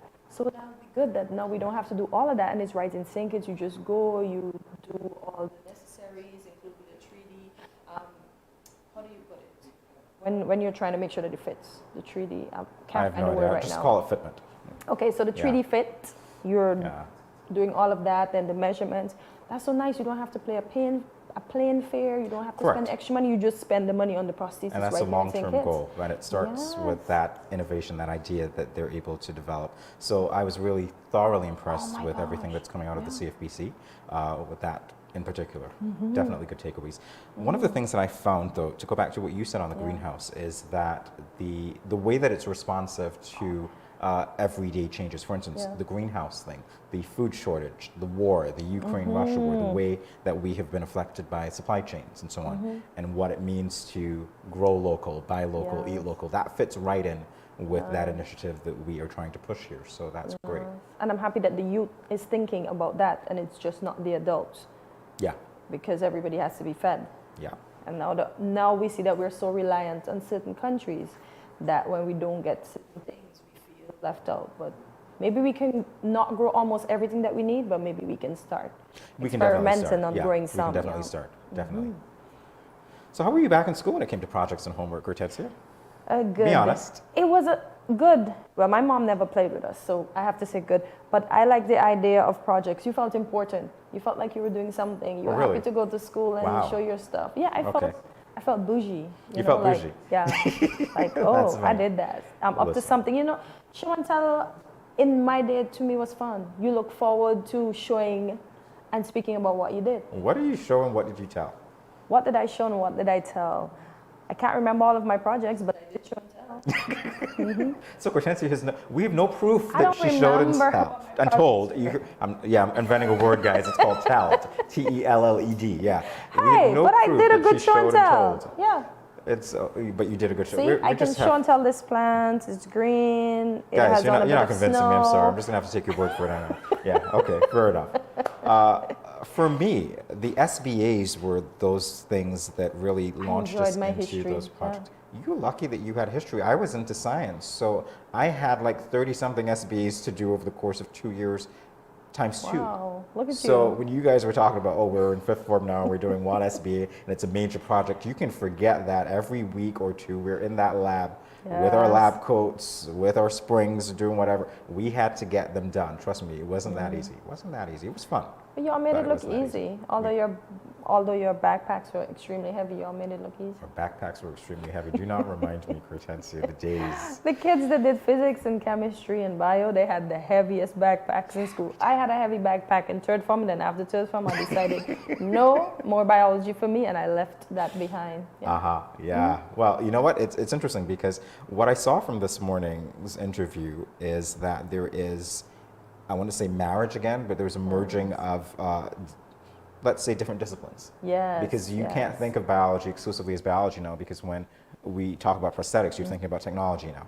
And when you think about that, you're also thinking about health in general and how that works to impact the economy and what it means to people. So there's no separation per se. It's just a matter of how things work together. And speaking of, did you work well with other people, or did you prefer to work alone? I can work well with other people, but sometimes I wish I would work alone because somebody's always lagging behind. You know that way? You sure that's not you? Never. I just have your told word to take for it. You have not produced any evidence. School and work. I told you, when I failed English, I was afraid to go home and say, oh, I failed English because... You were afraid to go home. But she knew I was going to do better. All right, we're going to get the proof, guys. We're going to read the diary entry from Hortensia. It's called Afraid to Go Home, okay? The diary's lost. Oh, the diary's conveniently. Yeah. You have not produced any evidence today. Hanging around. You have not produced any... Guys, should I believe Hortensia? Hortensia's not I'm telling produced him any where evidence it today. is. It's deep in the dirt. Probably still on... Oh, it's dead and buried. Yeah. Okay, we got it. Never to be found again. So what about you? What about in a group or alone? It is so weird. I think I'm more of a loner, and I guess it just comes with it. You know, it's probably why I don't know. It's a thing. When you see like tech guys, computer guys, coding guys, you have to work in groups and so on. But most guys can be alone because they're with their thoughts flushing through their things. So yeah, it works both ways, I guess. Oh, okay. Yeah. Well, hey, you know what? Now you know. Guess what else you know? We'll be back in a moment. Stay tuned. Welcome to another Infused Friday, and we have another amazing infused.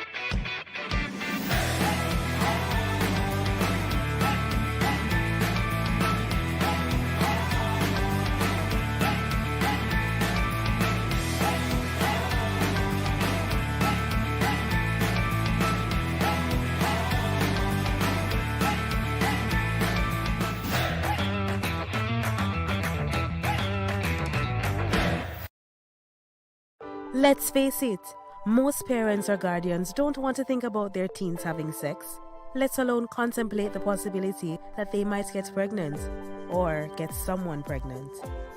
Teenage pregnancy is a situation that involves female adolescents. A teenage female can be pregnant as early as age 12 or 13, although it is usually 14 and older. The fact that teenagers become pregnant is related to many factors. Here are some tips to decrease teen pregnancy. Teach teenagers comprehensive sex education. Target messages at teen boys, not just girls. Get the whole community involved. Encourage mentoring, parental involvement, and support. This message was brought to you by Project Viola through the Department of Gender Affairs with support from the Basic Needs Trust Fund and the Caribbean Development Bank. 各位朋友，大家好. Greetings, my lovely people. I'm Chantel, residing in Taiwan. 12 hours time difference. It's nighttime here, morning time in SK. I'm busy and on the go. However, I always manage to keep up to date with what's happening in SK. All thanks to Good Morning SKN. Good morning SKN. Ciao, bango!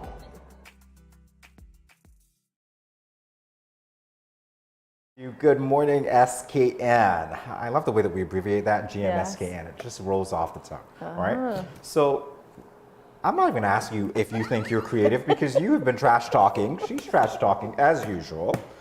So I know that she is creative. This is and I'm gonna win. Picasita, if I can say that, over here. So everyone is truly creative, and even though some persons do not consider themselves to be creative types. Cortensia and I are going to be engaging in a 30 circles challenge, which will help to encourage our creative confidence. Well, I don't know if it will encourage mine, because Cortensia has actually been trash talking about, winning, so maybe it'll encourage hers. You guys are going to feed the beast here, okay? The objective of this challenge, other than to stroke Cortensia's ego, is to turn these circles into recognizable objects within a 5-minute period. Wow. All right, so we've got 30 circles. There you go. 3-0. And we're going to be talking, not about what we're doing, but about other things. So let's go. We've got 5 minutes on the clock. We go now. But what are we drawing? Well, we're not supposed to be talking about it. You're supposed to do that. You talk about whatever you want to talk about. Considering how creative you were being. You were telling me something about Sunday school the other day. Well, yeah, what were you telling me?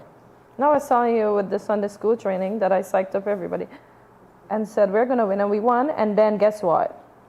The presenter said, in the house of the Lord, everybody wins. And yeah, that's true, but guess what? We still got 29. So you were defying what the presenter said. Look at that. Guys, Cortensia is defiant. Do you see it? Do you see how defiant Cortensia is? You are. So we've got 5 minutes. You guys know what this is. If you want to play along, just do it. Just sketch out 30 circles. It's 1, 2, 3, 4, 5, 6 by 5, 5 by 6. See what you can draw. Because as you already know, I am pictorially challenged. Let's see. He says that, and then he shows up with the most happening pics. Listen to me. I'm just going to... So did you do art in school? Not really. No, I didn't. The only art I did was the art we did on 4G6's wall, and then we put up the wrong quote. It's called graffiti. From Malcolm I'm X kidding, that it's not said, graffiti. I have from Martin Luther King, we put it on the Malcolm X that said, I have a dream. So we basically put somebody else's quote on the drawing. Imagine that. So we had it wrong. Wow. Hey. Wow. But you live and you learn, huh? But school days were fun. That's why I keep saying I want to go back to school, because now school has so much advancement. Listen, all I got to tell you is that they never tell you when you want more autonomy, when you want more freedom, that when you grow up, hey, you get so much you wish you never had that much. Yeah, you have the freedom to pay bills. That's one freedom that you have. Yes. Yeah. Freedom to pay bills, Cortensia. But thank you, teachers that taught me, though, but I still want to go back to school. I need a second chance. So the rule is recognizable objects. Yep. Okay. So this would be, wow, nice. Yeah. And we're supposed to color in the 30 circles? Well, draw in the 30 circles? Because I can give you recognizable objects, but it might not be the type that you think. I can't think about, I'm trying to think about 30 objects. Hopefully I get them. Ooh, okay. Oh, man. I hope my objects are recognizable. You hope your objects are recognizable? Yeah. This from the one who's trash talking. I always trash talk. Can I do this for you? I always. We've got about 2 minutes left of this thing, so you know it's probably going to be like a 10-circle challenge, not a 30-circle challenge. But we're going to see. Let's see. Recognizable objects. Cortensia, you really think that you're creative? Yes. Interesting. You're going to see in a bit. You are. Wow. You are going to see. And you're going to be amazed. If I tell you what I'm doing, well, I'm going to tell you in a little while. But here's my saving grace here. The bottom of this thing reads September 5th. So I think I ought to reveal my work on September 5th. No, you have to reveal really your think I work should. today. Right? You have to reveal your work today. Oh my gosh, I'm trying to draw recognizable things. So guys, being creative is supposed to be fun, and there is no time limit to being creative. However, we like to got push a the time envelope limit, here I at know. GMSK Ads, so yeah, we're setting a time limit to our creativity. Mm-hmm. This is so Wow. very, oh, okay, let's go. Yep. What is that? This is rough, boy. It's bad when you are trying to draw something recognizable and you have to ask what that is, right? I'm sure we're gonna be asking that for you. Boy. What is that? Well, Oh hey. my God. I'm just gonna cheat here. At this point, I'm resorting to cheating. Okay. I'm resorting to cheating. Oh, my gosh, there we go. this doesn't even look like that. We can do that. We can do. Oh yeah. No cheating. Play fair. Boy, this is hard. Is it hard to be creative, Cortensia? Very, because I'm thinking about everything. I'm looking around. So technically, I'm not cheating. I'm just trying to get stuff. So don't call it that. You're not cheating? Don't call it that. Wow. Do not. I don't even know if I'm doing this correctly, but hey, there are no rules in creativity, so we're just gonna get it done, right? Woo. Are we ready to reveal? We got about 10 more seconds. Okay, we're gonna take 10, 9, 8, oh gosh, 7, I'm not ready to reveal 6, it well. 5, 4, 3, Oh 2, 1. Here we go. All right, so we got to turn them around here. Oh, I'm not done yet. Let's go. Oh, guys. So this is me. When I said that I was cheating a little while ago, well, you know, I need to walk you through it. Let me walk you through what's going on here. So I started here with my triangle. That's a recognizable object. I then went to the sun, and I gave you 2 clouds, some with rain. So this is indicative of our weather forecast. It's partly sunny.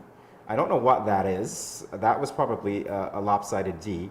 And then as time ran out, I began to fill in the letters of the alphabet, which are really recognizable, right? Come down to row 2, and what we see are bananas, right? We see this object, which perhaps should represent looking at the top of a building through a pair of binoculars or something like that. We've got a ruler. Hey, this is the fun part, and I'm going to stop talking a little bit. This is the traffic. These are the traffic lights. This is the lady that likes to give tickets to people who don't follow the traffic rules. So, you know what? This was great. Yeah, and she's got a little stop sign in her hand, okay? Right? And by the way, last bit. This is Sharena. This is her makeup brush right here. I'm coming across. This is our makeup artist, Shine Millions, Sharena, and I'm going back up. And I've got the eyes that she smokes, right, Cortensia? She got 2 eyes, there we go. And these are the lips that she touches up in the morning. God. What about you? And I completed all 30, by the way. Well, Lem said I was cheating because I was trying to finish my stuff. Oh, you were cheating. Oh my gosh. So I got a home right here. I started out with home. Then I have a tree. I drew a plane. Yep. A bunch of roses. And a car. That's a car, This is supposed to be a camera. Man, that looks more like a mouse. Oh my gosh. And I'm not talking about the kind you plug into your PC. Oh. And then I drew the table right here. This is supposed to be the laptop that's on the table across there. Cortensia, that looks more like a printer. This is our stool that we sit on. Cortensia, but I don't know if it looks like a stool. Cortensia, that looks like a lock. That does not look like a stool. The sunshine. Cortensia. I'm not going to put in the ones that I just put in. This is our couch. This is supposed to be a bed. This is, oh my gosh, I don't even know what this is. This is a square, a circle, a star. Wow. And yeah, I'm not going to speak on the rest because I just put them in, so I don't want them to say, Okay, so after all the trash talk, 30 circles have been completed by me. I let you win today. After all of the trash talking. I felt sorry for him, after guys. all of the shade. He always loses. 30 circles have been completed by me in the 5-minute time period. Aww. There we go, guys. Oh, great. Oh. Look at what we could have done. Oh, so we needed to use the circle. We needed to use the circle? Oh, yeah. Do you realize that? Look. Basically, yeah. Look at that. Wow, now they tell me. This is wonderful. Well, I kind of use the circle. My D's in a circle. Anyway, guys. Yes, we will circle back in a bit, so stay right there.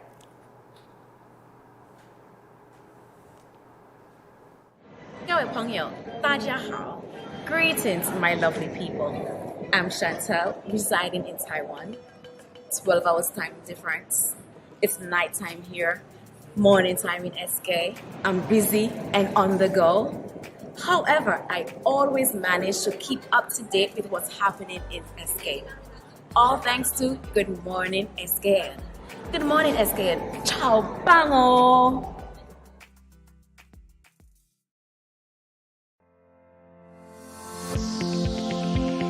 Salt is an important part of the human diet, but most of us consume more than we realize.